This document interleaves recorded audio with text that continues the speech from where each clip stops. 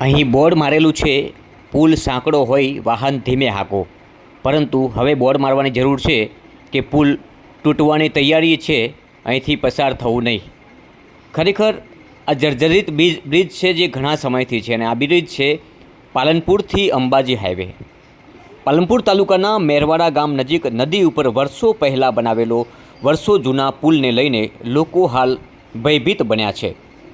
પાલનપુરથી અંબાજી, દાંતા અને વડગામ તરફ જતા તમામ વાહન ચાલકો જર્જરિત પુલ ઉપરથી ભયભીત થઈ પસાર થઈ રહ્યા છે, જેથી કોઈ મોટી અકસ્માતની ઘટના સર્જાય તે પહેલાં આ બ્રિજને તાત્કાલિક નવો બનાવવામાં આવે તેવી માંગ ઉઠી છે. જોકે સરકાર દ્વારા નવો બ્રિજ બનાવવાની મંજૂરી તો અપાઈ ગઈ છે, પરંતુ બ્રિજ બનાવવાનું કામ હજુ સુધી શરૂ નથી કરાયું. જોકે કોઈ દુર્ઘટના બાદ જ નવો બ્રિજ બનશે તેવા સવાલ વચ્ચે લોકોમાં ભારે રોષ જોવા મળી રહ્યો છે. આજે વહેલી સવારે પાદરામાં બ્રિજ વચ્ચેથી તૂટી પડતા અનેક નિર્દોષ લોકોના જીવ ગયા છે, જેને લઈને અરેરાટી વ્યાપી છે. તેવામાં બનાસકાંઠાના પાલનપુર તાલુકાના મેરવાડા રતનપુર ગામ વચ્ચે ઉમરદસી નદી ઉપર આવેલો વર્ષો જૂના પુલ જર્જરિત હાલતમાં જોવા મળી રહ્યો છે. આ પુલ ઉપરથી અત્યારે હજારો વાહનો દિવસ દરમિયાન પસાર થાય છે. પાલનપુરથી અંબાજી, દાંતા અને વડગામ માર્ગને જોડતા માર્ગ ઉપર પસાર થતા તમામ વાહન હાલ આ જર્જરિત અને સાંકડા બ્રિજ પરથી પસાર થઈ રહ્યા છે. જોકે આ બ્રિજની બંને તરફથી પ્રોટેક્શન દિવાલો તૂટી ગઈ છે, જેના કારણે કોઈ વાહન આ બ્રિજની દિવાલને જરાક અથડાય તો વાહન નીચે પડી જાય અને મોટો અકસ્માત સર્જાય તેવી સ્થિતિ ઊભી થઈ છે. પુલની ઉપરની સાઈડની બંને બાજુની દિવાલમાં ખીલાસરી દેખાય છે. લોખંડ દેખાવા લાગ્યું છે, જેથી અહીંથી પસાર થતા વાહન ચાલકો ભયભીત થઈ બ્રિજ ઉપરથી પસાર થઈ રહ્યા છે, જેને લઈને વાહન ચાલકો અને સ્થાનિકો તાત્કાલિક નવો બ્રિજ બને તેવી માંગ ઉઠી છે. આ બ્રિજ ઉપર અનેકવાર અકસ્માત સર્જાય છે.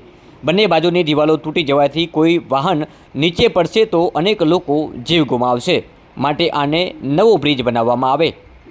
મેરવાડા નજીક ઉમરદસી નદી ઉપર બાંધવામાં આવેલો આ પુલ 70 વર્ષ પહેલાં બનાવવામાં આવ્યો હોવાનું સામે આવ્યું છે. જોકે અંબાજી અને વડગામ જતા મુખ્ય માર્ગ ઉપર આ બ્રિજ હોવાથી દિવસ દરમિયાન હજારો વાહનો અહીંથી પસાર થઈ રહ્યા છે. જોકે બ્રિજ સાંકડો હોવાથી તેમજ ખૂબ જ જર્જરિત થયો હોવાથી કોઈ વાહન બ્રિજની દિવાલને અથડાય તો વાહન બ્રિજ ઉપરથી નીચે ખાબકે અને જેનાથી અનેક લોકોના જીવ જાય તેવી સ્થિતિ નિર્માણ પામી છે, જેથી લોકો અને વાહન ચાલકોને હવે ભયજનક પુલ ઉપરથી પસાર થવું મુશ્કેલ બન્યું છે. જેથી સ્થાનિક લોકોની તેમજ વાહન ચાલકોની પણ માંગ છે કે આ બાજુ નવો પુલ બનાવવામાં આવે, જેથી કોઈનો જીવ આગામી સમયમાં જાય નહીં.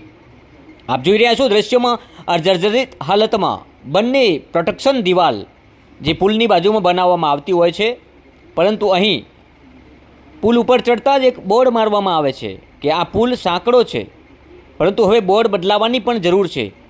અહીં સાંકડો નહીં, પરંતુ આ પુલ જર્જરિત છે, અહીં વાહન ધીમે હાંકો આવું બોર્ડ મારવાની જરૂર છે. પ્રશાસનને અને તંત્રનું ધ્યાન દોરવા માટે આ દ્રશ્યો ખૂબ જ કાફી છે.